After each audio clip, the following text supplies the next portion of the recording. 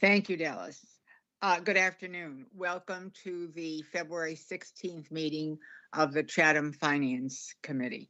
I have to read Governor Baker's orders first. Pursuant to Governor Baker's June 16, 2021 ruling, signing of an act relative to extending certain COVID-19 measures adopted during the state of emergency, including the extension of his March 12, 2020 order suspending certain provisions of the Open Meeting Law, General Law, Chapter 38, Section 20 until April 1, 2022. This meeting of the Chatham Finance Committee is being conducted via remote participation. Every effort will be made to ensure that the public can adequately access the proceedings as provided for the order.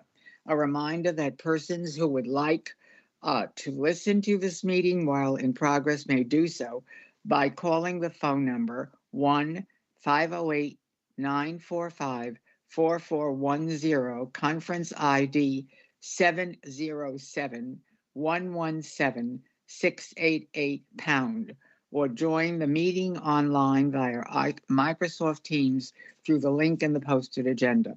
Despite our best efforts, we might not be able to provide for real-time access, and we will post a record of this meeting on the town's website as soon as possible. In accordance with town policy, the public can speak to any issue or business item on the agenda during the meeting when recognized by the chair. And so we'll start off by calling the roll to make sure we have a quorum. Andy Young. Here. Barbara Madison. Barbara, are you on the phone? Barbara? Okay, I know she is here somewhere. John Papalato. Here.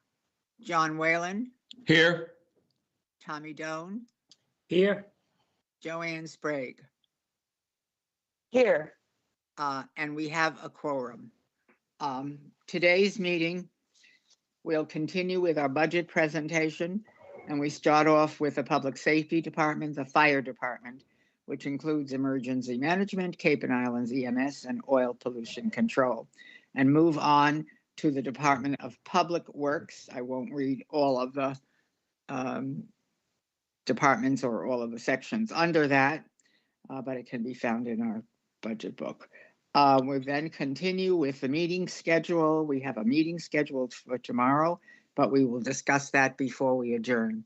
And so we will begin. Alex, I guess we'll turn it over to you. And please, everybody, mute unless you're talking, because otherwise we're getting feedback. Madam Chair. Madam Chair. Yes, sorry. Mark has his hand up. I'm sorry. Thank you, Tommy. Madam Chair, this is Mark at Channel 18. I think Barbara Madison might need to press *6 on her telephone to unmute herself. All right. Barbara, did you hear that? Is she on the phone with somebody? Mark, was she on the phone with you? Yeah, I am. Oh, I great. just pressed *6, so now you can hear me. We can hear you. Thank you, Barbara. Now, how do I mute myself again? Just You can press *6. Okay, that toggles back and forth. Yeah. You might also have a mute button on your phone that would do the same thing. Okay. Okay. All right. We're good. Barbara, I called the attendance and we didn't hear from you. So are you present? Yes, I am. Thank you. And with that, thank you, Mark. And with that, Alex, you're on. Okay, thank you. Yes, today we have Public Safety Department, specifically the Fire Division, and Chief DePasquale is here, and he'll talk about the fire, hopefully touch on emergency management, Cape and Islands EMS, and oil pollution control, a small budget. Public safety is in section 2 of your budget book, and I'm just going to turn it right over to Dave. I think as we discussed previously when we were talking about staffing, there are requests for 2 additional firefighter EMTs, as well as a part-time administrative assistant for the fire department, both of which are being recommended by the town manager. Dave? Chief Pasquale, welcome. Hi, everyone. Nice to see you all. Yeah, this is more of a continuation of where we were last year when we talked about putting 4 firefighters on so we could bring our staffing up to 7 as opposed to 6. We put the first 2 on. And we said we'd be back here this year to get the other 2. So that's what that's in there for. The halftime secretary position is something we've been asking for forever. We're the only department without one, the only fire department without one. You know, we have, 30 employees, and, there's a lot of stuff that I'd love to get off of my plate and Deputy Chief Tavano's plate. He's here with me, by the way. I want to give him a shout out for filling in for me during the storm. He did a fantastic job, as did our whole department. So other than that, we have a few other items, a few increases. I don't know if you want to get into the department detail or.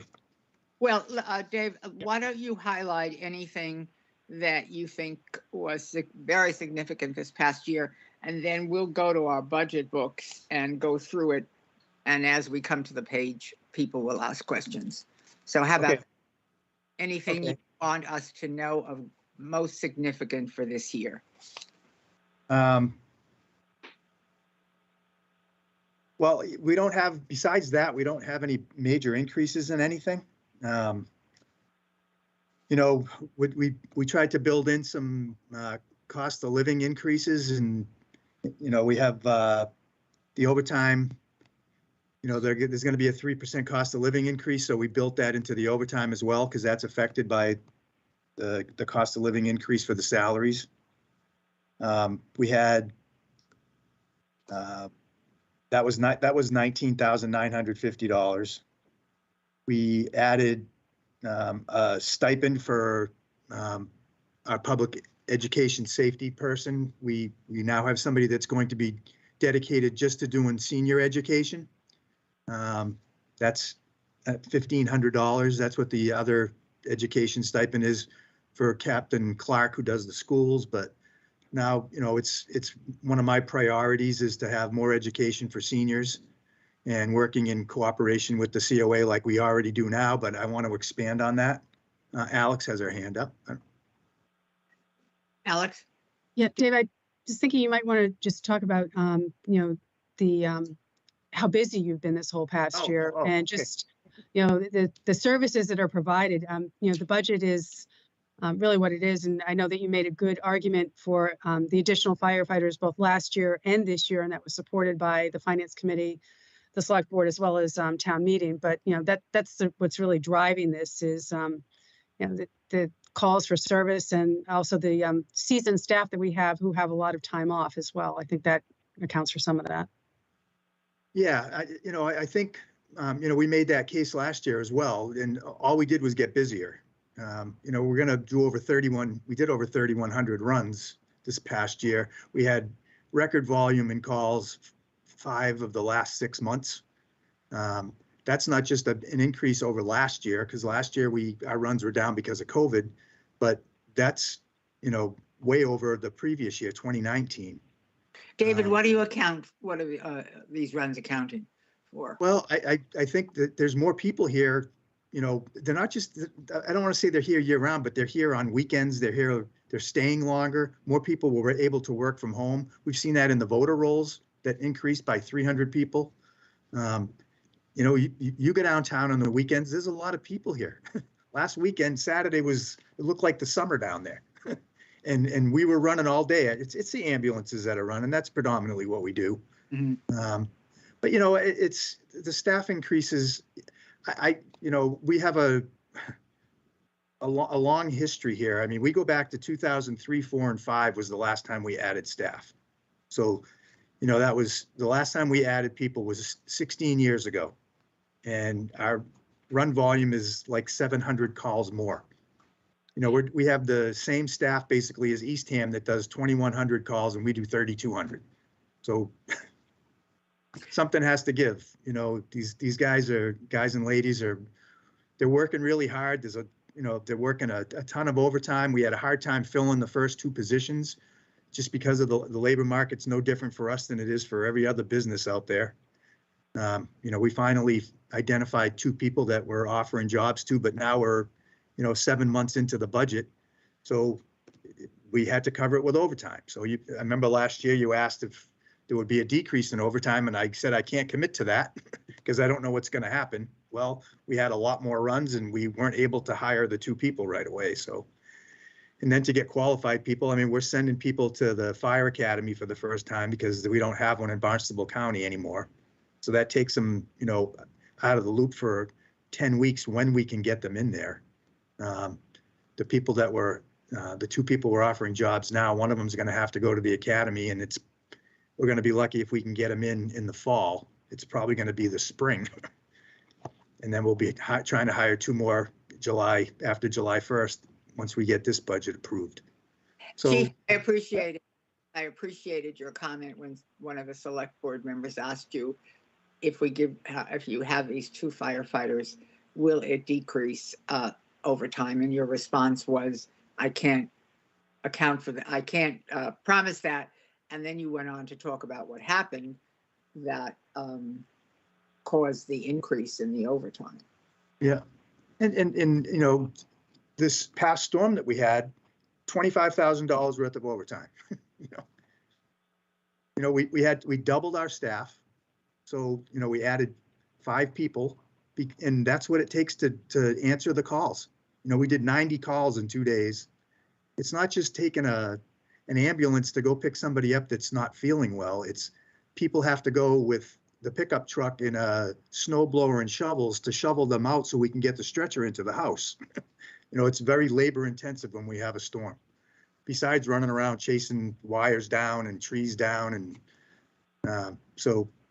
we had that we doubled our staff for the 2 days, and then we had a couple people on for the 3rd day.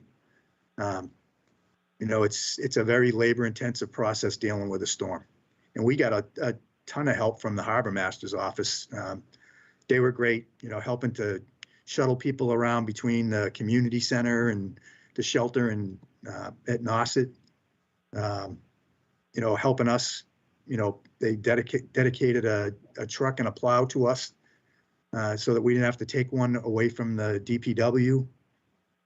But those are things that we can't account for when we're trying to say, and I'm going to be honest with you. You asked, will we save overtime? In theory, we would, but there's the perfect example of why we didn't.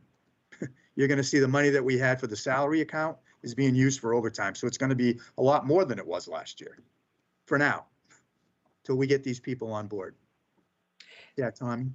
Let's see. Does somebody have a question? Hands up. Tommy, you have a question. Thank you, Madam Chairperson. David, what is the starting salary for a firefighter? $56,000, but that's not including if they have education, there's holiday pay, they get a $3,100 stipend for an EMT, a $6,000 stipend if they're a paramedic. I think next year it's actually $61,209 is the starting salary. That's step 1. If we hire a paramedic, they start at step 2. Actually, 61 is step 2. So that's where, I think it's 122 we asked for, or 125 we asked for the 2 firefighters. So the overtime that you had to pay during that storm was basically half the pay of one firefighter. Pretty close. Yeah. Pretty close. Yeah. Yeah. We had over 400 hours of overtime. It was. Thank you. Yeah. Do we have another question from somebody? Anyone else have their hand up? I have a question relative to hiring, Dave. When we had Chief Polina here, he talked about the competition for hiring people and the fact that he's looking for 2 people and the difficulty hiring.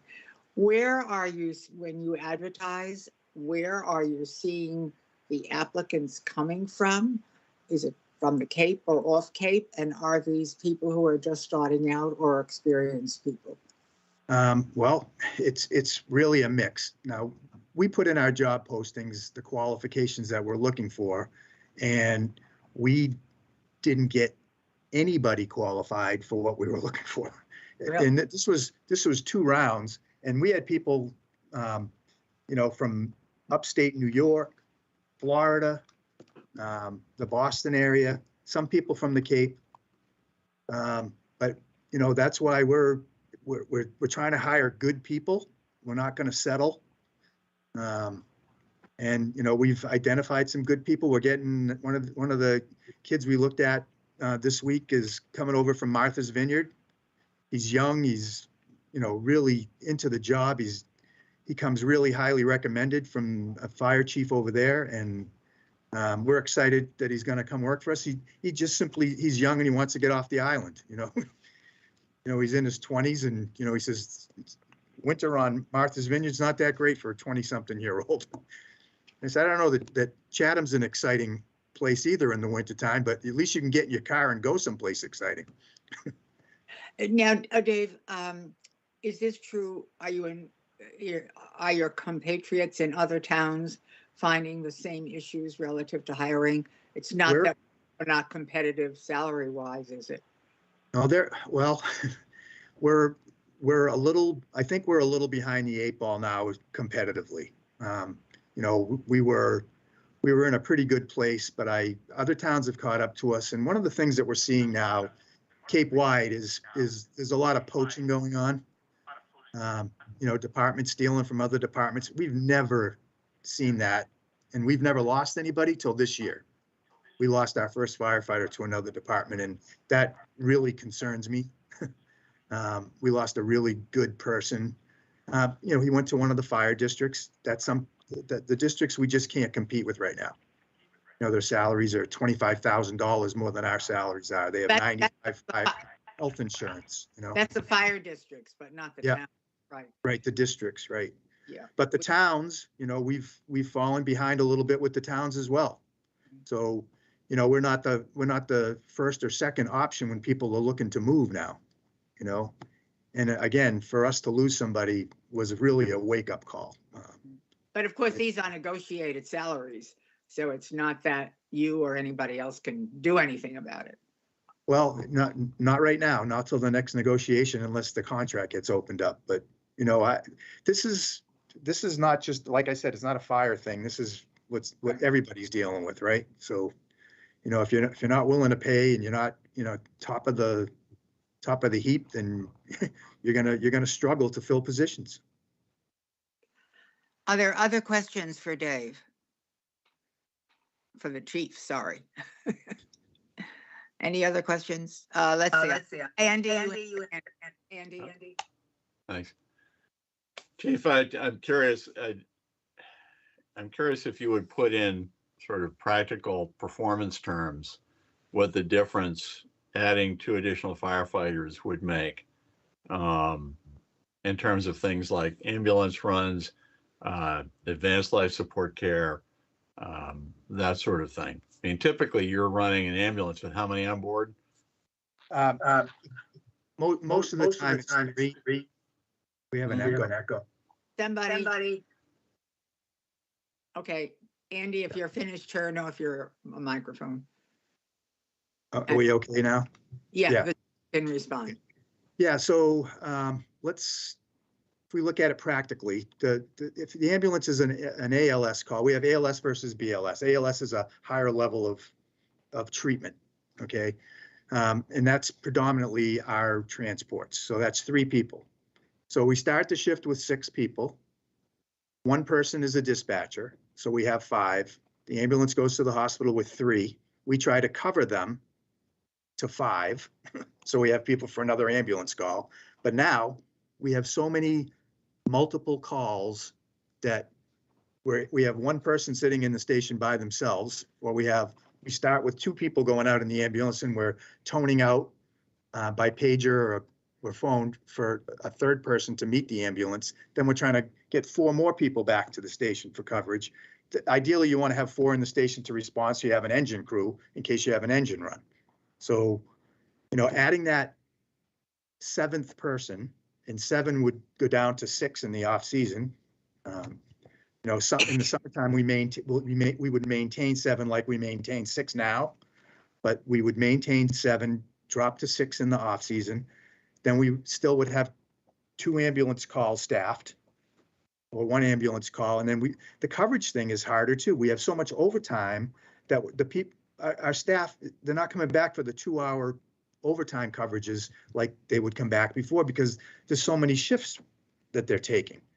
So we're covering our station less than 50% of the time right now. And that is something that really concerns me. So, 50% of the time, we don't have a fully staffed station. Thank you, So, David. That's really the kind of practical effect that I was asking for. I mean, Right. it's You know, interesting, and I think it's unfortunate. Yeah, I'd like to throw something out there too. You know, and I think, Florence, I think you'll remember when we did the study back in 2011, they were telling us to go to 7 then and go to county. Yeah. That's what we're trying to do. So we're finally getting to the 7, 10 years later here, and we would still like to go to county, but county is 2 or 3 years out. They're talking about, another facility, and they don't have the capacity at the sheriff's office now to take us. So it's not something that we can count on right now. So we have to put the people on and hope that happens down the road. And by then, calls never go down. They never have 30 years that I've been here. So. Chief, have you seen any decrease in our calls because of the Fontaine? People go to Fontaine and then have to be taken to the hospital, but they have to use a Harwich ambulance. It hasn't impacted us. No. Again, our runs are up. We've never done more calls than we're doing right now. So it must be up in Fontaine's drawn a lot of people from down Cape, and Harwich had to add an ambulance and 2 more people in East Harwich just to cover the Fontaine calls that they're getting. But our people aren't. If they're going there, there's no way for us to track that. Right. But I can say that our calls are not decreasing. Okay. That I can be sure of. Other questions? Other comments? All right. Is there anything else? Madam Chair, Yes. Madam Chair, Yes, Joanne, go ahead. Joanne, go ahead. yes, thank you. I just wanted to add, can you hear me? Yes, we can. I just want to add, your department is there to keep us safe, and we do feel safe with you there. And thank you for your service. We appreciate it. Thank you. Any other questions? Thank you, Joanne. John Whalen, you have a question. Thank you, Madam Chairman. David, the 3,200 calls a year means you get about 9 calls a day on average for the whole year. That's an incredibly taxing thing on your department. It's unbelievable. 9 calls a day on average. Yeah, so we're not quite at 3,200 yet, but yeah, but there's, times, like I said, we answered 90 calls in 2 days for the storm. For the storm. That's going to be I guess that would still, no, that's in this year. So that's, that's why I know we'll get to 3,200 this year. We did 31, whatever this year. I don't have it right in front of me, but yeah, it's very taxing. And again, our people don't complain. They put their nose down. They still come to your house with a smile on their face, and they're compassionate, and that's not going to stop. But we do need more help. So, and you guys have been great about it. I can't tell you how much I appreciate the support we get. I told the selectmen that last night. The community supports us. You support us. The selectmen support us. The town manager and the town administration, they support us. So we feel like we're supported. But we need the help. Tommy, you have a question? Thank you, Madam Chairman. David, what would be the average time that when the ambulance leaves the station, makes a run and come back? 2 hours. So you're without that ambulance for 2 hours? Yeah. Okay, thank you. Yeah, give or take it really depends on what's happening at the hospital, but it's very seldom under 2 hours. More times than not, it's 2.5. So. Any other questions or comments? All right, thank you, Chief, very much. We appreciate it. As Joanne's, oh, Barbara, your hand is up. Go ahead. Thank you, Madam Chairman. I just wanted to say on the chief's behalf that with all of the details and data that we've been hearing today, there certainly is no question how badly they need an administrative assistant. It is a colossal waste of their time to be answering phones and doing things that someone who isn't as trained as in their expertise as they are. So I hope they don't get any trouble about that. Yeah, it's not just us that helps too. I mean, it's the fire inspector. You know, he's out inspecting all day. He comes back and he's got 15 calls that he's got to return and trying to schedule people, and that takes away from time that he could be out there inspecting. Inspecting more places. Chief, this administrative assistant, though, wouldn't have to have any fire training, just be a secretary kind of person is what you're right. I mean, we're going to have them help us with payroll, with, paying bills. I mean, filing records requests. Just, you can imagine, a staff of 30 people. I think we have more full-time staff than any department in town, and we're the only ones without an administrative assistant. Okay, thank you. Justify it. Other comments, other questions before we let the chief go? All right, thank you, Chief Pasquale. Thank you, David, for coming. Actually, before we let him go, I'd like to know if you'd like to speak to emergency management, either you or Justin, okay. For the emergency management budget, which is basically level funded. Some items are being moved around. And there is one capital item, which is $100,000 for generators. That's an increase from what was in your budget book previously, as we had some issues with the generators. So we're trying to utilize funds that are available this year, and we need to replenish those funds for FY 2023. So we've increased that to $100,000 for next year, up from $25,000. And this is for the generator where, Alex? The generator is in the capital budget. It is on. Is that the one at the community center? Yes, section 10. Mm-hmm. And we usually fund about $25,000 each year to build up accounts, unless last year we did fund it $100,000. But as I mentioned, we did have some issues with generators around town this year. So, and since there hasn't been one ordered yet, we'd like to utilize those funds to get our current generators up and running and functional, and then replenish that for next year. So again, that's an increase of $75,000 in the capital budget. Yeah, this was sorry. Oh, I can, if you don't mind. Yeah, the 100,000 this year. This was for a community center permanent generator solution. We talked about this last year. And we had issues with generators in town, and we lost our generator this storm, which was unbelievable. Poor Justin was jumping through hoops. Imagine having the fire station dark. And yours isn't that old? No, it's 6 years old. Oh. So, we had some major issues with it. It's gonna cost $7,000 or $8,000 to get it going again, so they can see that it will hold the load of the station. So there could be other issues after that, but the DPW's generator went down. There was a lot of, the way this storm hit, it did a lot of damage to generators. The shelters lost generators, other towns lost generators. So it was the way that we got the rain first and the ice, and it just did a number on them. So we're looking to get the generators, the current generators, up to snuff, and then still have that permanent solution for the community center, which we use as a warming center. And then the actual emergency management budget is level funded. We moved some money around. There were some areas, the vehicle, we didn't need the vehicle. We don't have an emergency management vehicle. So we wanted to use that money for, I think you've heard us talk about the interns that we get from Mass Maritime Academy. They've done a tremendous job for the town. The best bang for our buck we could ever ask for so far, because it's been free. But we put in a temporary wages line item so that we could pay the interns $15 an hour. These interns are emergency management majors, predominantly are facilities majors.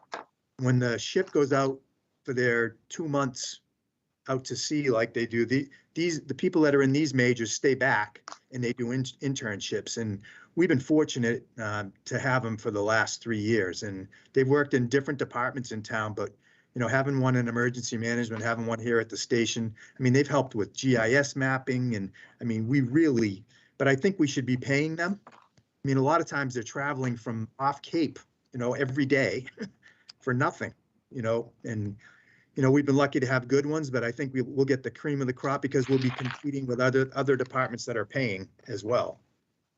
How many do you have during a year? We've been doing 2 of them. You know, the paid internship would be for 1.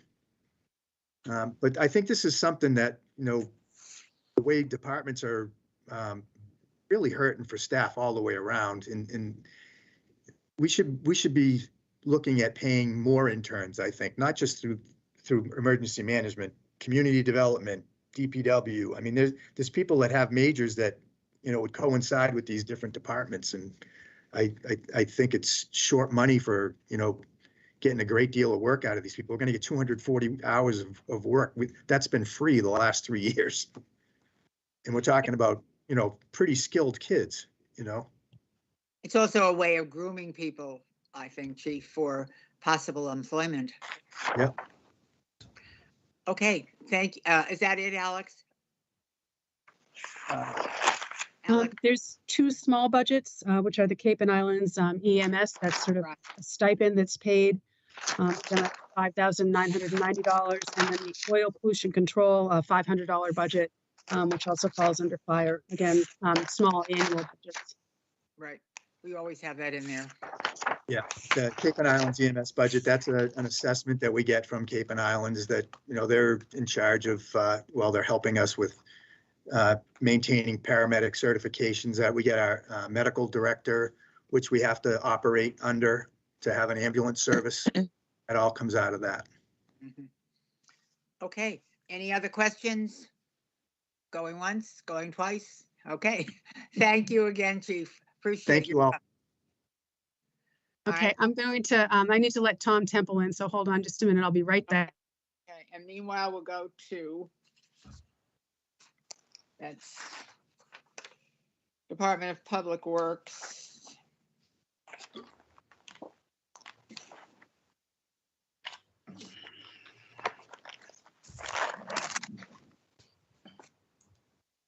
Okay, I just sent Tom the link, so hopefully he'll join us in a second, but I can. Why don't you start? I'll start off on this. Okay, so, oh, and Terry is here too, so Terry could start on the principal projects and administration.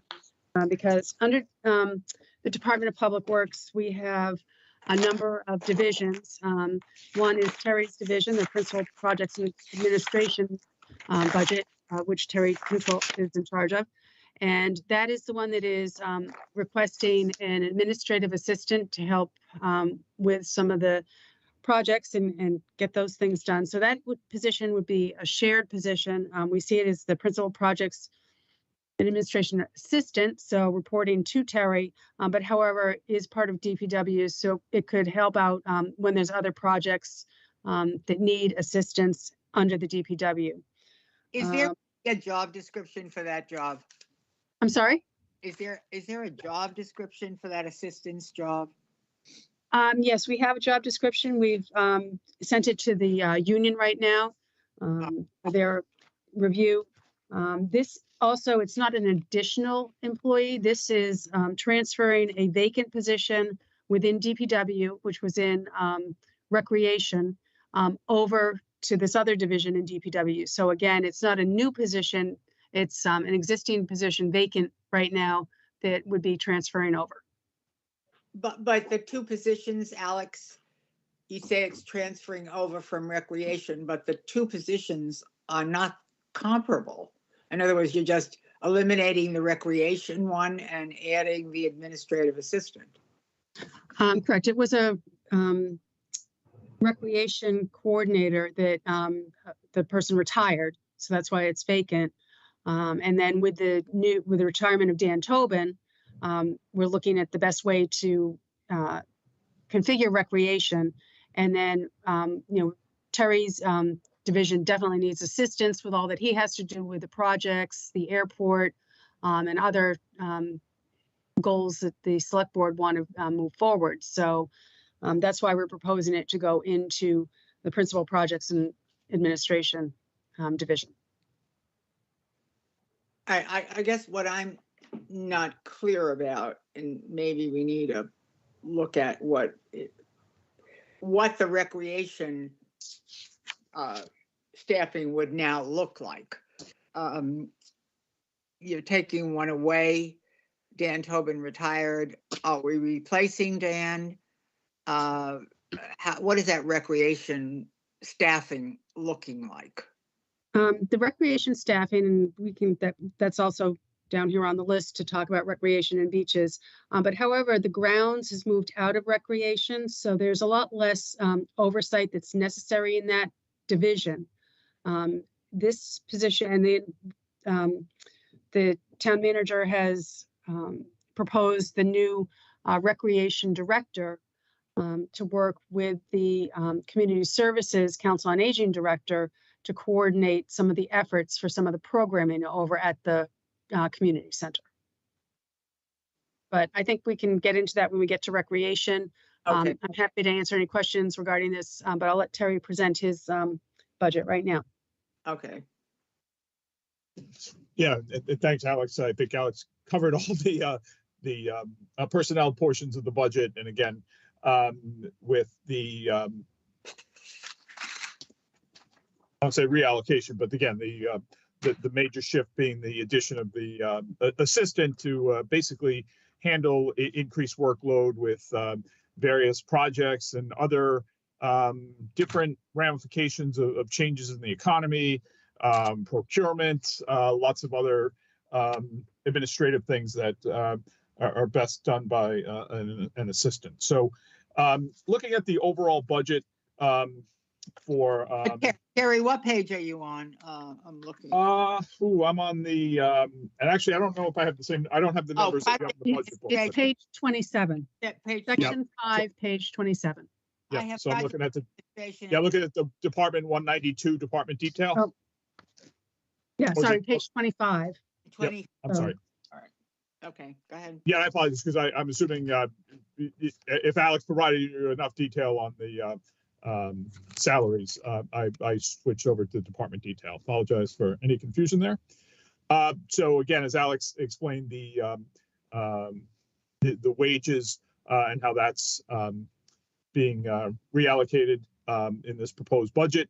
And I think well, there are 5 areas here where really based on economic conditions and what we're seeing in both from inflation escalation, shortage of supplies, shortages of labor, even as the chief alluded to, not only internally but also externally with a lot of our vendors trying to find people. Long story short, the prices are going up on all types of things. So in the line items for 5,200 purchase of services, you're seeing an increase to cover. Again, increases in prices for all our inspections and various ongoing maintenance items for various contracts we have. So those are all have been going up. Some have even driven the state. The inspection fees have been doubled. Those types of examples of things going up. The cost of electricity also going up, even though we're making great strides in reducing our electric use. Again, we're still as we're adding some additional sewer infrastructure online, our demand is still going up a little bit as well. We also are seeking an increase in the solid waste disposal line item. The buildings and ground maintenance line item also, again, another increase there as well. That covers all, generally is covering, I'll call them the smaller projects. So things where we're responding to smaller breaks, kind of unplanned things.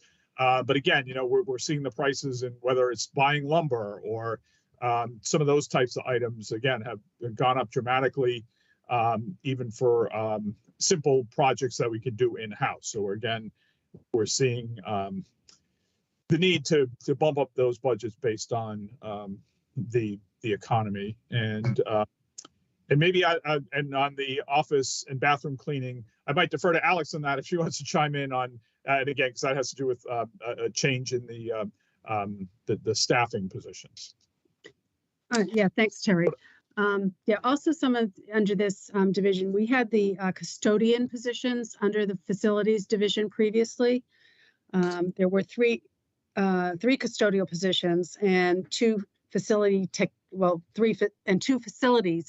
positions. And what is planned is to have 3 facilities positions, 2 technicians and 1 foreman, and then to move 2 of the 3 custodial positions over to the grounds department to assist with parks and grounds, plus the addition of another position under grounds. And that would help with some of the cemetery maintenance, because we're planning on bringing the cemetery maintenance, the mowing, in-house. We feel that that's a better way to accomplish that service, to bring that in-house. Inversely, then we have to outsource for the custodial services. So that is the big increase in this budget for outsourcing custodial services. That's an increase of $180,000. And that would be for custodial services for the office cleaning as well as the restroom cleaning. Currently, we do outsource some of the seasonal restroom cleaning just because it's been so difficult to hire seasonal people to clean toilets. It's not a very exciting job per se. And we've been successful doing that. I think most people have said that the restrooms are much cleaner than they were previously. And we have a company that can respond quickly if the need arises. Of course, we will have to go out to bid for that this year now that we're outsourcing all of it. But that's the reason for the increase there. However, again, we've switched the 2 custodial positions over to grounds. So that's not reflected in this budget. So that's in the grounds budget. And you'll see the increase in the grounds budget and a decrease in this budget from last year for that purpose.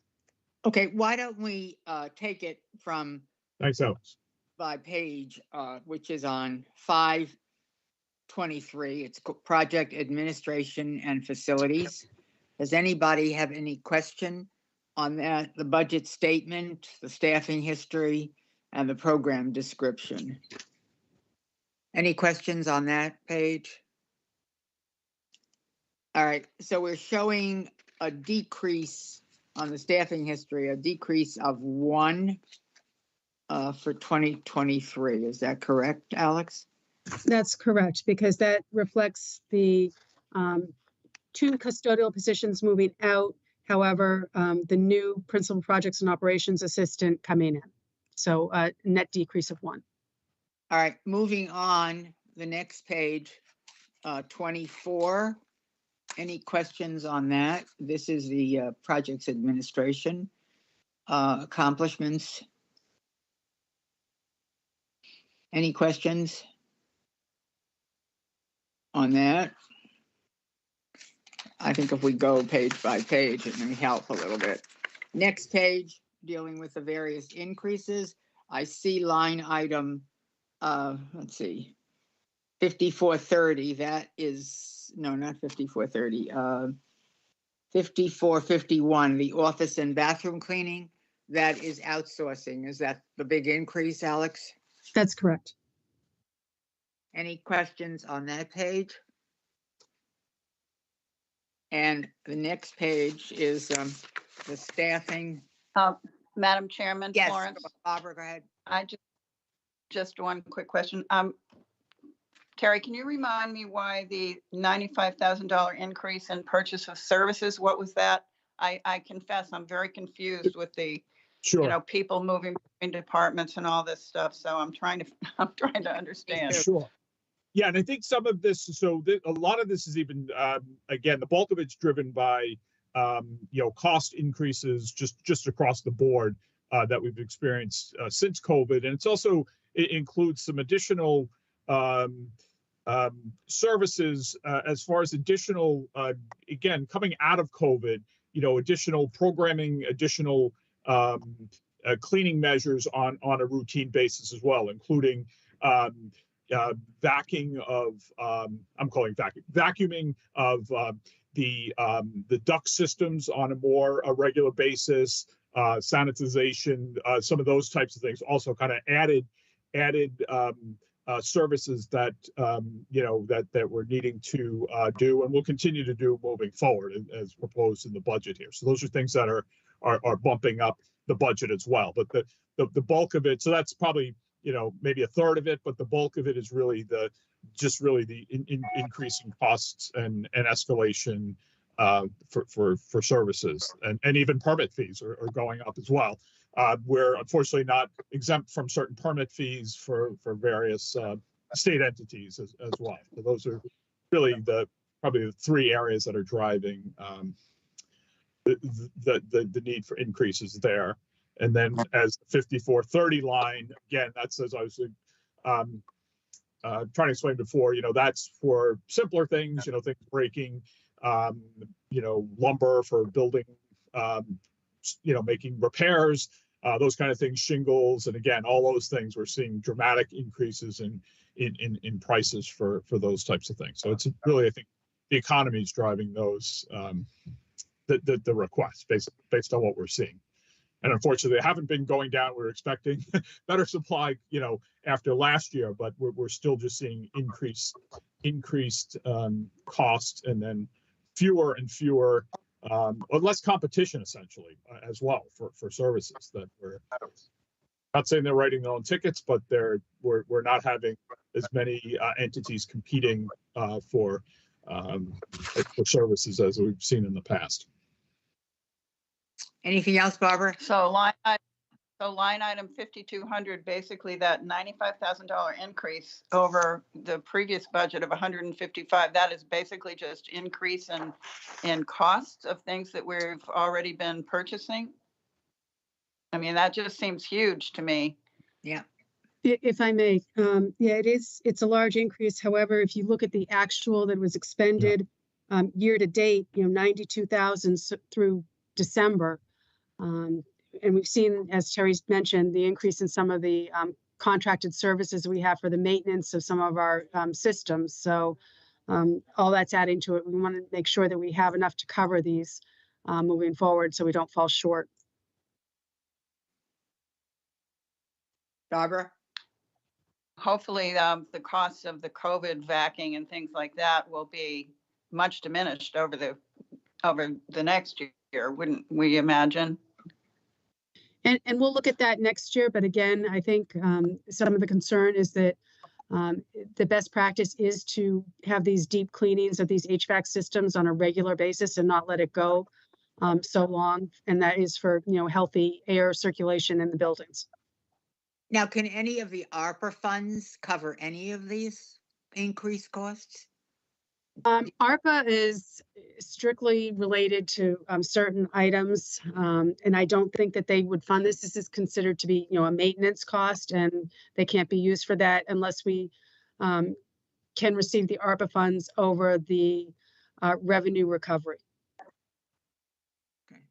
Other questions on that page? All right, going on to the next page. This is the staffing page, and this is where I need a little clarification. So we have Terry Whalen, and then we have a facilities foreman vacant position. Not filled at this time, Alex? That's not filled. The employee who had filled that resigned, so that was filled previously. So previously we had the Terry's position, the facilities foreman, a facilities technician, the GIS planner, and 3 custodial positions. All right. So you've added a facilities technician person, right? Yes. What we've done is that we've taken one of the custodial positions and transferred it into a facilities position. And that is the current incumbent who's in the custodial position, the only one who's a custodian right now, Jerome. So we're proposing to transfer him into the facilities position, which is an increase in salary for him. It's a higher grade. And then to take the 2 custodial positions that remained and are vacant and move those to the grounds, and then include an additional grounds position for, so grounds would get, I think it's a total of 6 positions, and that would help to assist bringing the cemetery maintenance in-house, And as what, well as assisting with other grounds projects.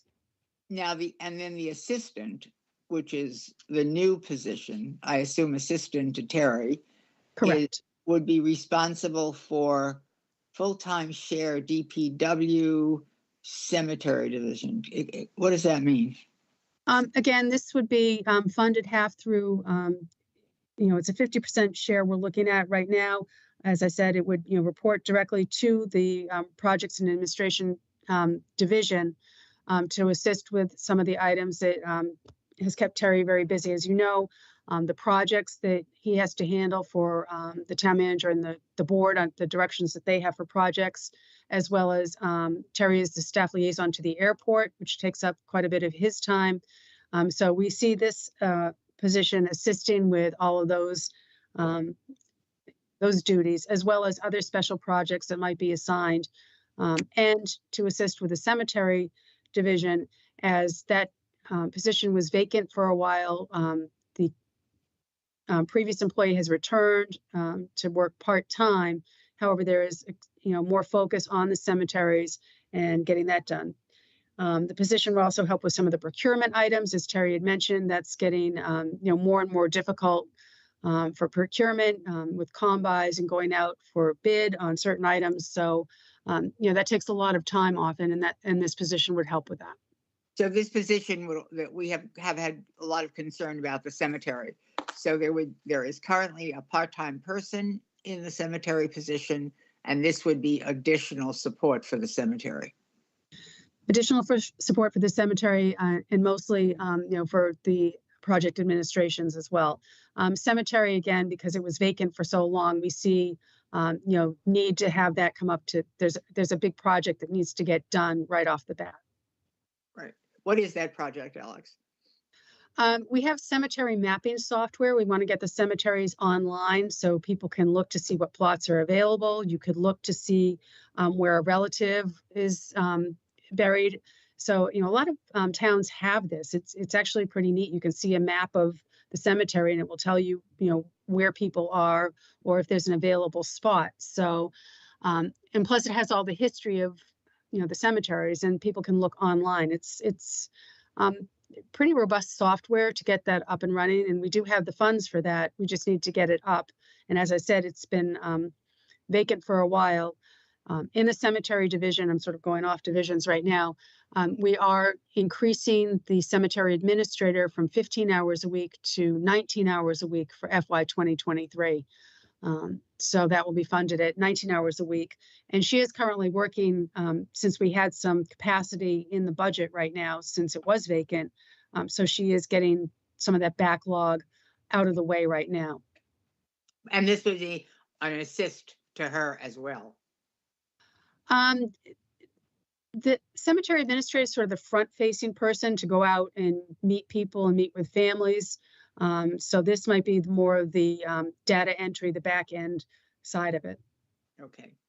All right. Are there any questions on the staffing at this point of project administration? And again, you said the union is looking at a job description. Any idea when that would be completed, Alex? I'm not sure. We forwarded to them for comments. So we're waiting to hear back. I think Megan, our HR benefits administrator, might have heard back from them. I'm not sure. I just have to check in with her. And that, because that's a new position, you have to do that. Yes. Okay. All right. Questions, comments for Terry or Alex on the project division? Okay. Thank you very much. John Whalen has his hand up. Oh, John, sorry, I didn't see it. I think he's waving goodbye. All right. Thank you, Terry. Goodbye. Joanne. Joanne. Yes, Madam Chairman, just a statement. We're talking about the addition of positions and things like that, but I think we need to remember that this is, to me, just as important as public safety, and is for the public safety are these generators that were not working during the period when our residents really need to be helped. So I think we should keep that at the top of our list to think about and to prioritize, because when we get a storm, we need to be able to take care of the taxpayers and residents of Chatham, because that's where we're getting their tax money. They should have our protection during a time when their houses get cold and they can't cook, Yeah, and etc. it's interesting that I guess Terry said somehow the generator, no, I guess it was Chief Pasquale, that more generators went out. I have two friends who had relatively new generators and both of them went down, which it's kind of interesting. They were shocked. All right, let's see. John Whalen, did you have your hand up? Andy or John? John, go ahead. John? I did not have my hand up. Oh, okay. Andy, did you have yours up? Nope. Barbara Barbara has has hers. hers. Barbara has. Yeah, Barbara. I just had a quick question that maybe Alex would know. There was a letter to the editor in the paper excoriating Chatham and Harwich for not having community centers or places for people to go during a storm. The nearest place they could go was Eastham. Was the reason that we didn't have our community center open the failure of that generator, to Joanne's point? No, you have to have certain protocols in place to have a shelter, and we don't have that. It was a personal care center or a warming center. We can't keep people overnight because we're currently not equipped for that, and I don't think we have the staffing for that. And that's some of the issues that some of these, even the regional shelters, have had difficulty finding staff to house a regional shelter. I know that the town administration is looking into this and will be examining everything in response to the storm, because again, we don't want our citizens to be cold, and unfortunately we had the generator failed, but it came back online, Alex, because this community center was open all day on Sunday. And yeah, it did come back, but the fire department lost their generator, the DPW lost their generator. And that's, I think, one of the reasons why, we want to increase some of that purchase of services expense so we can make sure that we're maintaining all these. And we'll probably look to go out, get different bids on who can service the generators and make sure they're up to snuff, and also make sure that they can handle such a long standing event. This was a very, usually we don't lose power for this long. But Barbara, the community center was open. As a matter of fact, Ann Ryan, are you still on? Were you a member of the emergency response team that staffed this community center? Yes, I was there on Saturday, and then on Sunday I was at the Brewster offices. Okay, so they were open. The town manager, in her report to the select board the other day, said she was there. She staffed all day on Sunday, and Saturday, and you also heard Chief Pasquale say that they had extra firefighters on to make sure that that was covered. So it was open, Barbara, all day. It wasn't open overnight because. Okay, oh, I see. It wasn't opened overnight. There was a very interesting report by Justin, our emergency management director, several weeks ago at the select board meeting, and that he and who else is involved, Alex, talked about the various levels of service. You can't just open an overnight shelter because you want to. You have to follow very specific state mandated guidelines. One of the things people said was, well, we could staff it by volunteers. It's not, it was pointed out that you really can't, you're not allowed to do that. I mean, just think of it. If you had a bunch of 80-year-olds at the community center overnight and somebody got sick, what volunteer, what would our liability be? So there are very strict requirements in terms of who can staff, what you need for food. And Justin did speak about that in great length. And our community center is not whatever they call it, an overnight shelter. They took people to Nauset, and I think Nauset closed because they didn't have enough people to staff it, Alex, wasn't that it? I think I read that. Yes, but again, Justin did give a very good synopsis of the storm if you want to go back and review that from the select board meeting. Yeah, excellent. So it wasn't that it wasn't open, it was open all day long. So you could go Okay. warm, you could go do your phones and so forth. You know, no food, we don't provide food, but we provide warmth and light, so. Well, 2 out of 3 ain't bad, I guess. All right, any other questions, comments? Thank you, Terry, again. Alex, can we move into, I guess, recreation and beaches?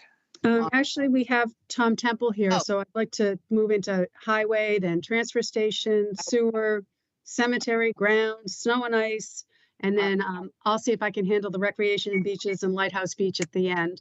Okay. And Tom will also speak about the water department. Okay, Tom? so we're going to 9, Highway Department. Tom, Yes. welcome. Hi. Hello, everybody. How are you? Hanging in there.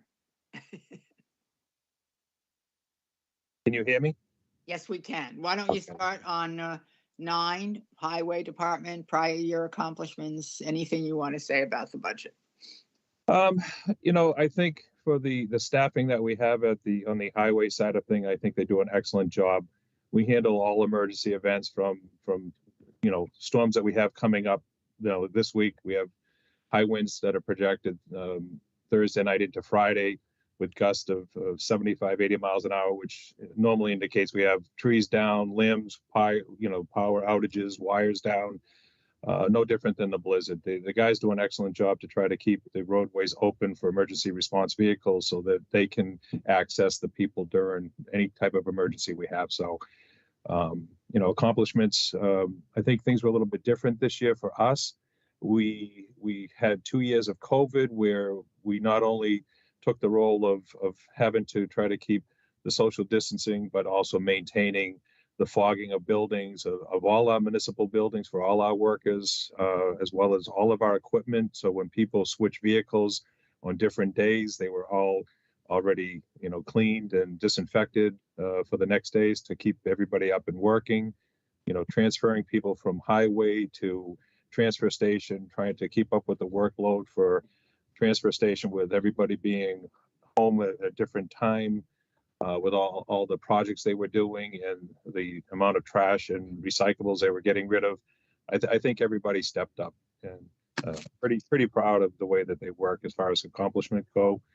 I don't know if you have any specific questions. We focused a lot on roadway deficiencies, and we working on our sidewalk areas as well as the maintenance of our roadways and drainage and infrastructures, trying to keep up with the MS4 requirements for clean water for drainage. So we've had and done a lot this past year. So Questions on page 9? okay. Anyone have questions? How about going to 10? Any increases on that page that we should be aware of? Doesn't look like anything huge on that page. No, if there's any changes, really, it's minor and it's contractual, where people have raises based on their anniversary dates, if they have increases, et cetera. So I don't see anything that really jumps out on that. Okay, Madam Chairman. Barbara? Thank you, Madam Chairman. Tom, the decrease, the department, it looks like requested almost $25,000 more than the town manager thought was right. What is that decrease of 24,000? Is that one of the people that's changing departments or something? Yes, that's correct. We were originally anticipating paying half of that, one of those positions out of highway, and then decided that it's going to be moved over to Parks and Grounds and kept in that division. So that's the decrease in that location. Okay, thanks. All right, on moving to page 11, I have a question about the vacancy. Yes. There's a special, I have to leave for a second. I just wanted you to talk, Tom, about the special equipment operator that's vacant. Sure. Yeah, the vacancy is one of our special heavy equipment operators left the highway side and has taken the vacant position over at transfer station. So we're in the process of getting ready for interviews to replace that position. It's a key position for us because that person also does our sanding and salting operations. So we're currently taking people from the transfer station and backfilling them into the position for sanders so we can have a full staff. So it's a critical position. We really can't afford to lose any of the operators that we do have because they're all manning, sanding and salting operation vehicles. So.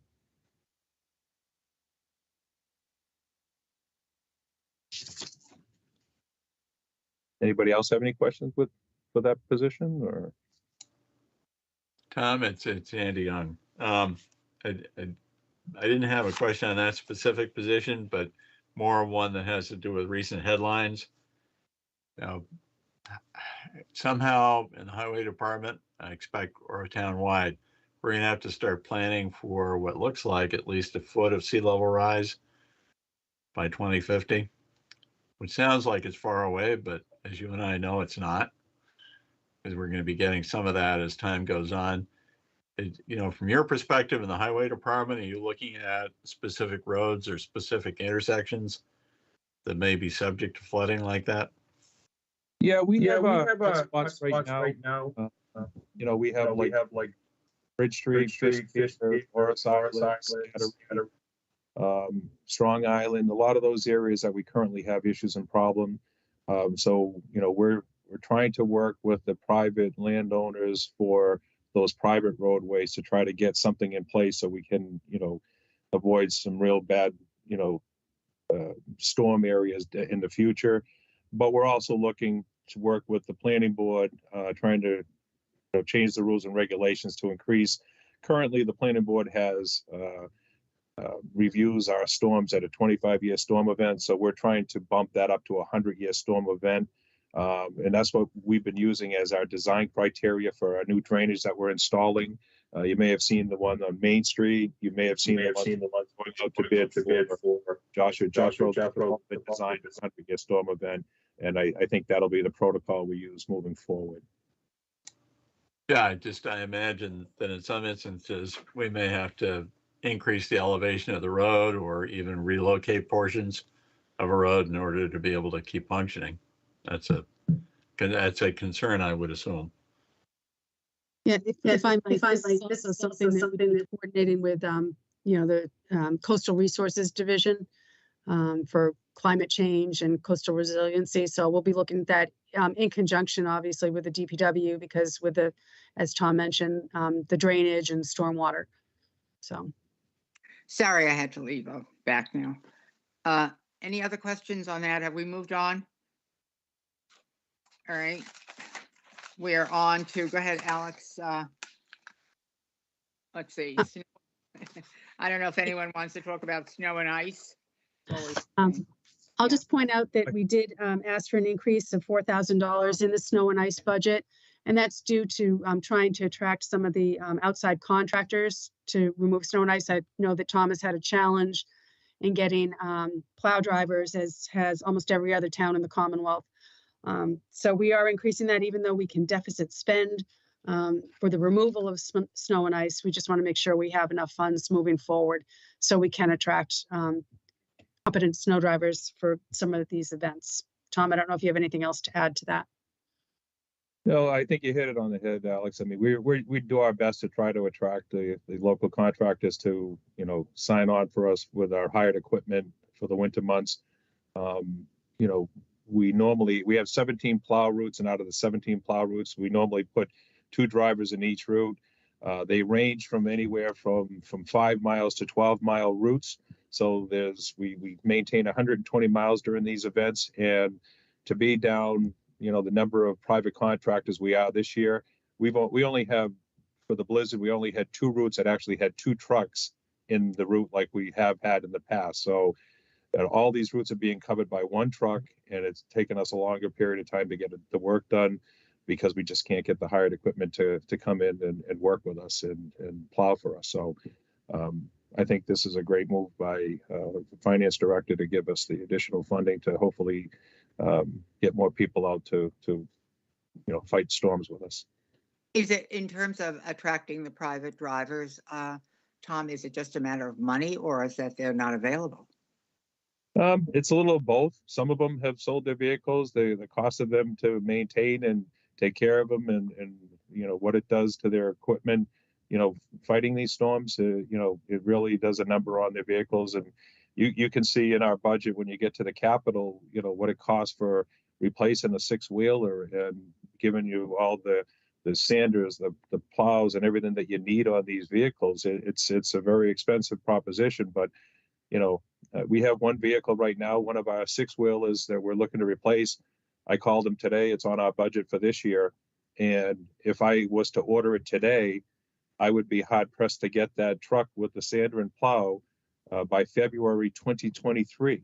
So, and I can't even raise the bed because it's that rotted and we'd have issues with it. So it's a case where, with COVID and everything that's gone on, the demand and trying to get things back for all these vehicles. And some of you may know when you've looked to purchase a vehicle, the chips that are missing from the cars and the delays associated with, we have the same problems and the same things with these bigger trucks, but you're having to rebuild them and get them back from them. And it's taken almost a year's time, where we used to be able to get these trucks back in a matter of 4 or 5 months. He's literally said, if I ordered it today, I wouldn't get it till like the, February 2023. So it's pretty bad. Just one comment, Tom.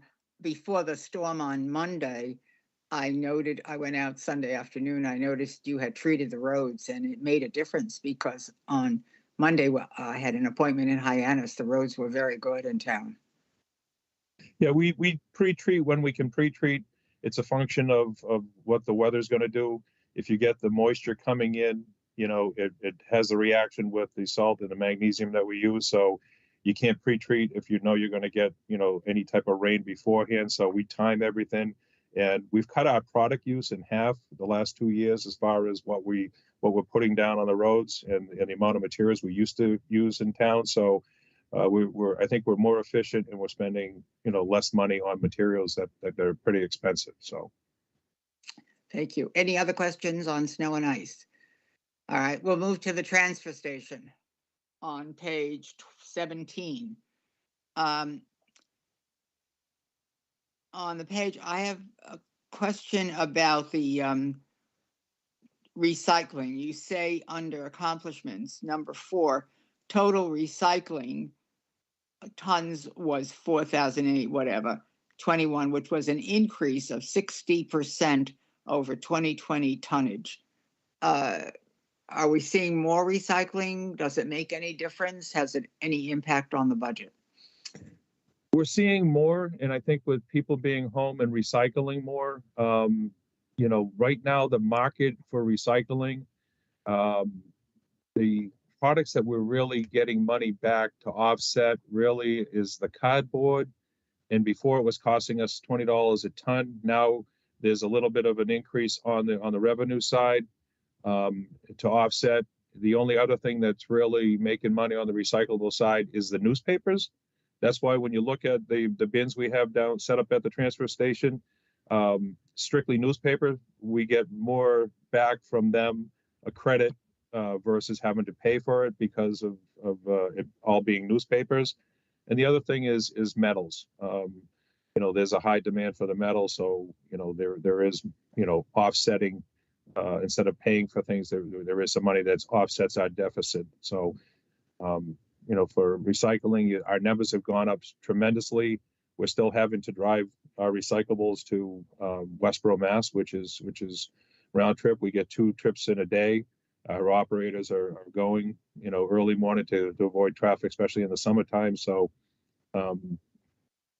they've been working real long hours and long periods of time throughout that whole pandemic, never closing down. I think we had to close down for the blizzard the other day because we stole all the operators to keep the roads open for the police, fire, and emergency response. But even on Monday, we had to shut down the transfer station for 2 hours so we could go ahead and get everything else open and then go clear the walkways and clear the transfer station before we let people in, so we wouldn't have anybody slipping and falling and the liability associated with it. So, you know, we're doing our best with what we have for manpower. It's just trying to keep up with everything with the low numbers that we do have. That's tough. Any other questions on that page, on page 17? Anyone's hand up that I don't see? Okay, moving on to 18. Are there any questions? Any areas of large impacts on the budget? Regular wages went down because that was what, somebody was transferred out of that department? No, that was actually a request for additional laborer, I believe. Oh, So it's the same amount of staffing as is currently available. And as we said, with the transfer of the 3 laborers in grounds, they'll be able to assist, wherever help is needed. So we have that. And then the other item that you might notice is the CMAS tipping fee has increased. And again, that's just based on the contractual amounts.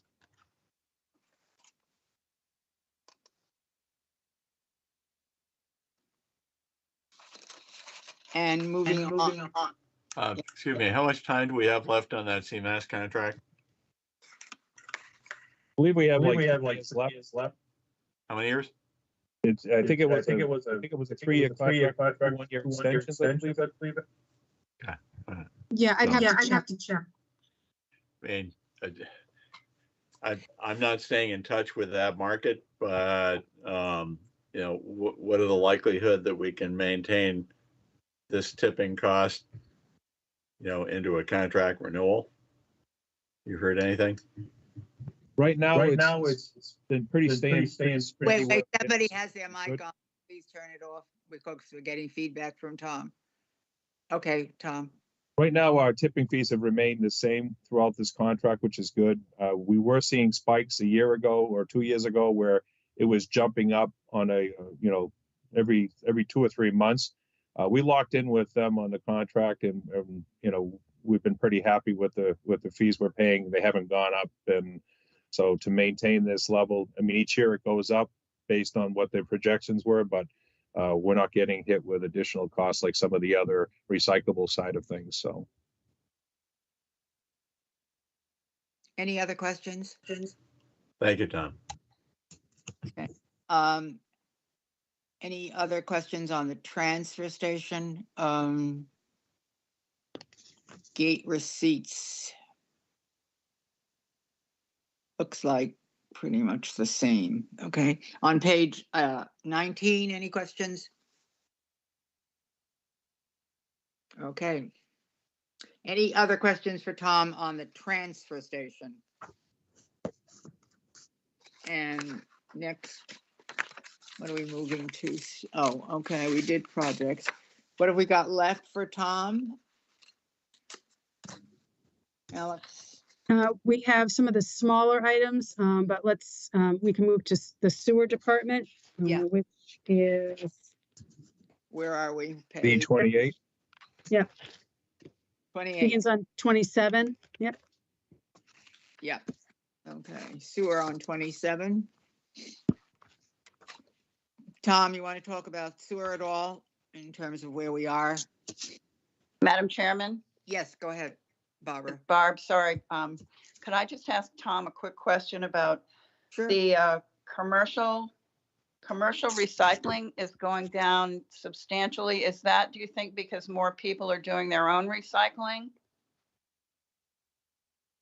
On the commercial side, Yeah, in terms of revenues anticipated for 23, it's down like $25,000. Actually, I can Alex has answer her that. hand up. She's going to answer it.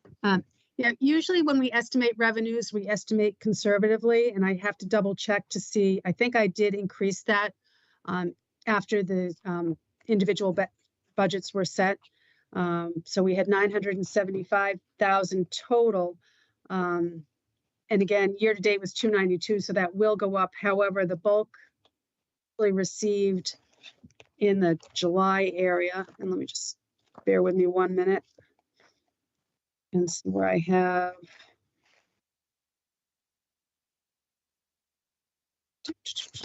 No. Hold on just 1 minute, please. But we do look at that before we set the tax rate. And, if we can increase that based on the actuals, we will. And again, we look at going down. So we did, the budget for FY22 was 225,000. We're raising it by 50,000, but we could raise it even more. Okay, Barbara, does that answer your question? Okay. All right. Good pickup. Sewer. Tom, you want to talk at all about the sewers? Yeah, the sewer right now, we've finished the final designs for the Mill Pond pumping station, which, it's 40+ years old and in bad need of upgrade. So that should be going out to bid and being completed shortly. We've treated, 68,205,000 plus gallons of water this year from the sewer side of things. We continue to expand the sewer and throughout the community. We're still going ahead and piggybacking any of the water mains that are old and that need to be upgraded, and that we've had leak history. We try to do those at the same time as the sewer projects if they're in the same areas. So we're saving money on resurfacing and paving and temporary paving and permanent trench paving. So we can have a nice finished road when we're done and we don't have to go back in that road for some 30 years. So, we're trying to be as efficient as we can on the sewer side of things. We're still continuously cleaning the old sewer lines on a bi-yearly basis, and with our new jet vac that we had purchased, and we're keeping an eye on all our pumping stations. They're always being maintained, and upkeep is being done to them. We continue to also, not only do we maintain it, but we also have the generators for all those facilities that are being maintained contractually, so we don't have any issues when we do have storms, that they're always going. This is the first time that we actually, at the DPW, that we actually lost both generators here at the DPW during this last blizzard, which was a rare thing. And one of them's pretty critical because that's where our fuel for all our vehicles and the police and fire come from. So Wow. We're making sure that, that doesn't happen again. It's the first time, and my first day here was a blizzard in 2016. So I've never experienced it where we've lost the generator here. So that was a first, and hopefully it's the last because of the need for our gas and diesel for all our vehicles. So it's very important that we keep the sewer and the water pumping, the water treatment facilities with their generators up and running. So they're constantly being maintained as well. Any questions on sewering? Andy, you have your hand up. Right. Thank you, Tom. In the accomplishment side, paragraph 4, I am amazed that you're able to keep your biological nitrogen control under such great, those numbers are wonderful. Yeah, right? yeah. Is I it, agree. I think between Dr. Bob when he started the sewer, Wait, microphone. Turn when they started the whole sewer installation in town, I think that was a huge thing, and they started in the areas that affected all the different water table areas in town. I think it's a great thing. I think we're well ahead of a lot of the Cape communities trying to keep that under control. So we're pretty proud of item 4 there. Andy, go ahead. You can turn it on now. Andy. No, thank you, Tom. Is that a volume related number? In other words, as we increase the amount of sewage that we treat, that number will start to creep up, or do you think it's a percentage of? I think that'll go as we start to treat more of the sewer. It's not going back in the ground. We're going through the treatment facilities, and then you've got the discharge coming back into the ground, which is at clean levels, and so you're taking all that nitrogen out, which is a great thing for the area. Okay, thank you, Tom. Anything else on sewering? All right, let's move to to water on page 30, I believe. No, on page 31 on the water side. Where are we with all our wells and the PFAS? Right now, I think we just got new test results back. Everything looked good for all the wells, with the exception of 8. 8 seemed to be a little bit high still. That's been shut off since we had the high detect on that. The design is going well for the temporary treatment for well 5, and purchasing the necessary GMAZ, vessel for that. So they're moving right along with that. So we're hoping to be under construction and get that up and running hopefully before summertime. We've got design plans for wells 10 and 11 that are underway, and those are moving along pretty quickly as well. We were actually below average for the last probably the last 6 or 7 months for pumpage. However, this last 16 days, we've seen an increased spike in the amount of pumpage that we're doing for the water side of things. It's actually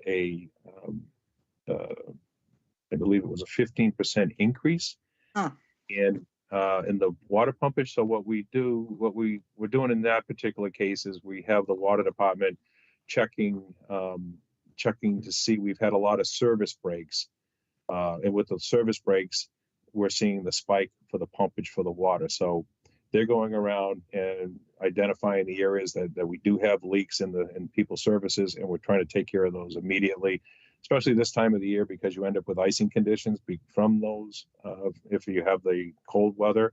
And I know we're having some extremely warm weather, 55 and 54 degrees in the last week, but for the most part, we've had the cold weather. So we're trying to make sure we don't have to do any more pumpage at our water stations than we need to. So we're going around and monitoring that as well. And we can take a look at those areas that are spiked by looking at the new meters that we put in with the auto read that we have, where they can drive around and we can pick up and then come back and plug it into the computer and see where those areas are. So that's been a tremendous help getting those new meters installed with the radio read ability on them.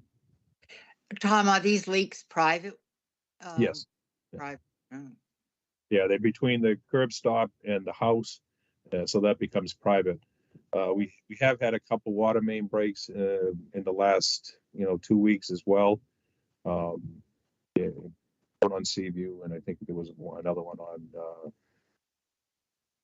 Shore, but it was minor. We were able to control those real quick, so we didn't lose a lot of water. Questions? Yes, John, you have your hand up. Thank you, Madam Chairman. Tom, did you anticipate any kind of voluntary water usage restrictions this summer? Or I know you're not a weatherman, but is it likely we have some kind of restriction? Our recommendation is to keep the restriction in place because the groundwater level that we're at currently is still below, even more so than it was last year at the same time, because we didn't get the snow and the rain that we normally would during the winter time. So we're still about the same place as we were last year. So I would assume that this restriction would stay in place like it currently is.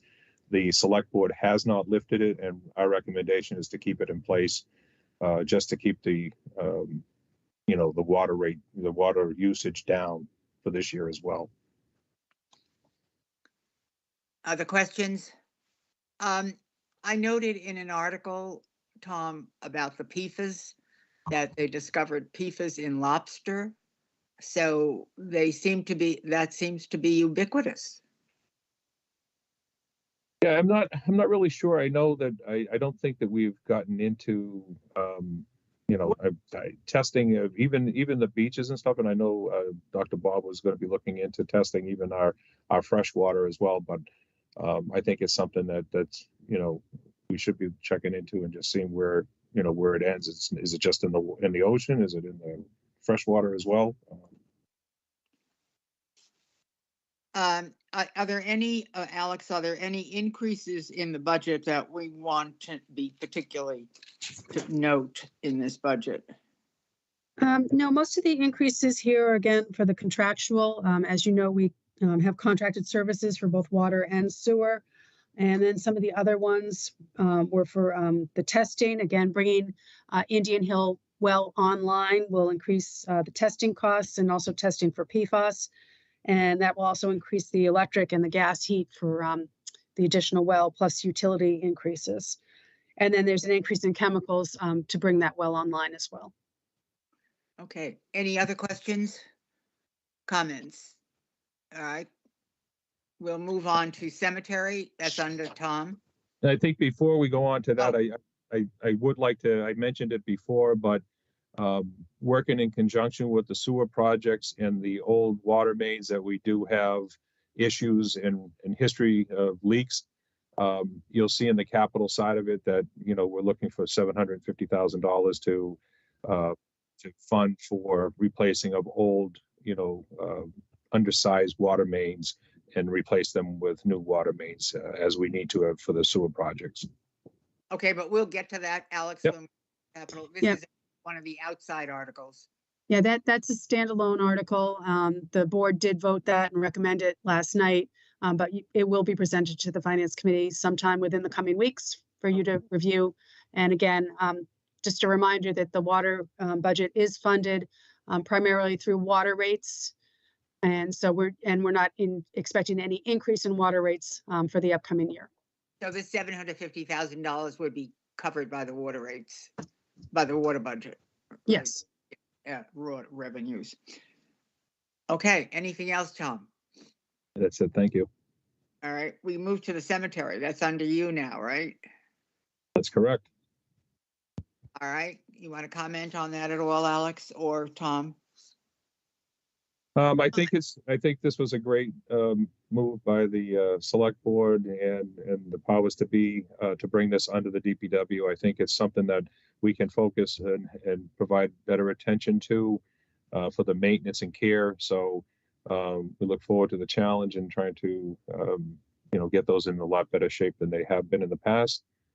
You know, the new people that are part of this budget to bring on will be utilized not only in the cemetery, 3 people for the cemetery for cutting, whipping, cleaning, and repairing, but we'll also utilize those same people during winter operations for snow and ice and wherever we need to when we have emergency needs. So I think it's a great thing for the department to bring on the additional people and help not only on one end for the cemetery side, but also the town itself as a whole for winter operations and our needs for the winter time as well. So here, Alex, we're looking at a shared part-time position, DPW float. Is that? Yes. Okay. And that's the position that's under the principal projects and operations that we spoke about. The 3 labor positions are under the grounds budget. So those are associated under grounds. However, it was with the intention that they would be utilized to bring the cemetery maintenance in-house as well as other, you know, assisting with other DPW needs. All right, are there any questions on the cemetery? Yes, we certainly had heard this year about concerns about the condition of the cemeteries.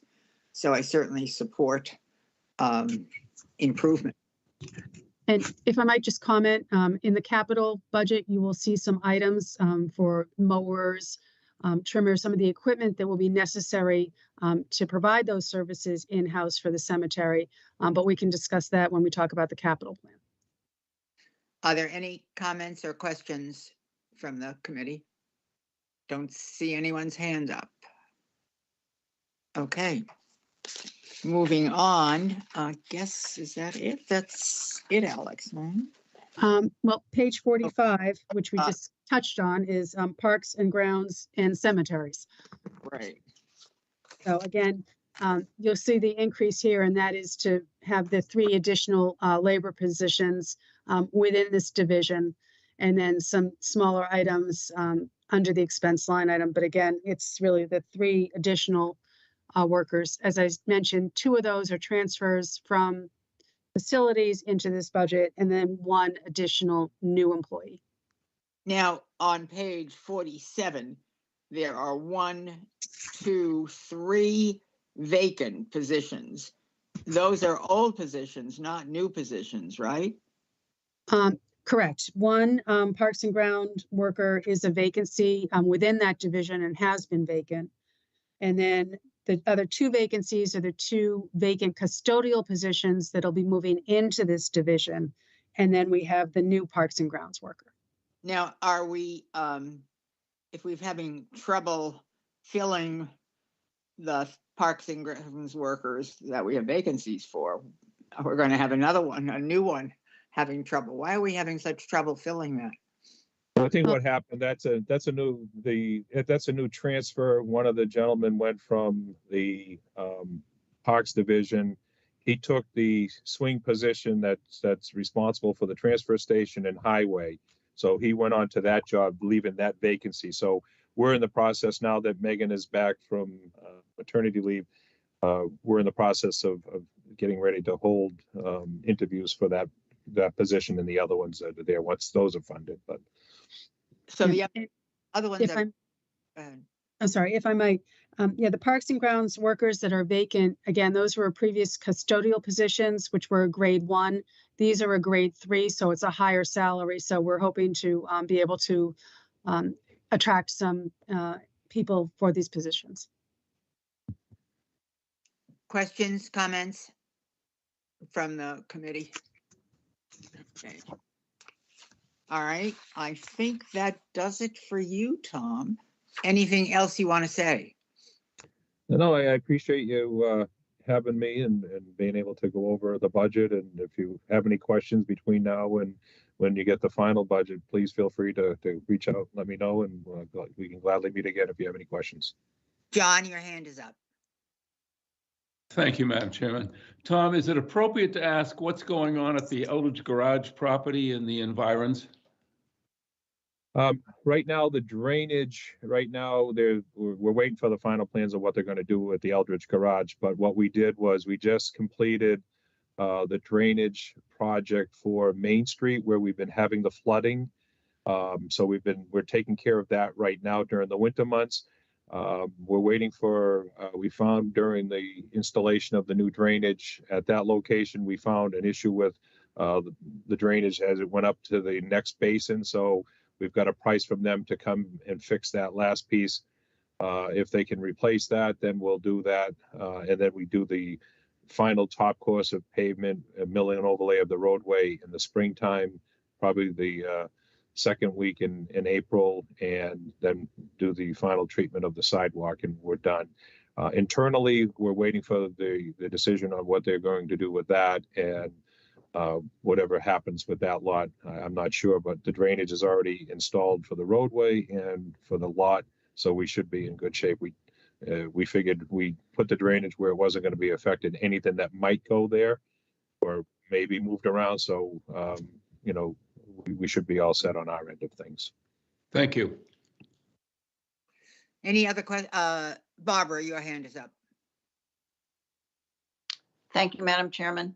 Tom, I'm just wondering, since it looks like we're not going to get any of our utilities underground anytime soon, do we have any sway over the utility companies like Eversource to get them to hack off some of the trees that are causing the outages that we're having during these storms? Yeah, you probably noticed them. They've been in town for, they started last year. They started coming around. They sent letters to a lot of the abutters telling them that they would be in, cutting the lines where they have on the roadway. So, it is something that they do and they continue to do throughout. But between the tornado and the nor'easters that we've had and the amount of trees we've lost thus far and them starting to cut, I'm hoping we're pretty well all done with most of those trees coming down on our lines, but you never know. and getting them to put the wires underground, Barbara, is just, That's astronomical for the price for that. I mean, but it must cost, well, no, I won't go into that. So anyway, yeah, I don't think that's something we're going to see soon. Anyone else? Tom? All right. Yes. Yes. Yes. Yeah, Tom, that this maybe is, I mean, it's not part of your budget, but I've noticed that the storm drain at Cow Yard is being used every day for somebody pumping out their yard. I mean, is this, I assume that's not a usual thing. Is this something that you've looked at or know anything about?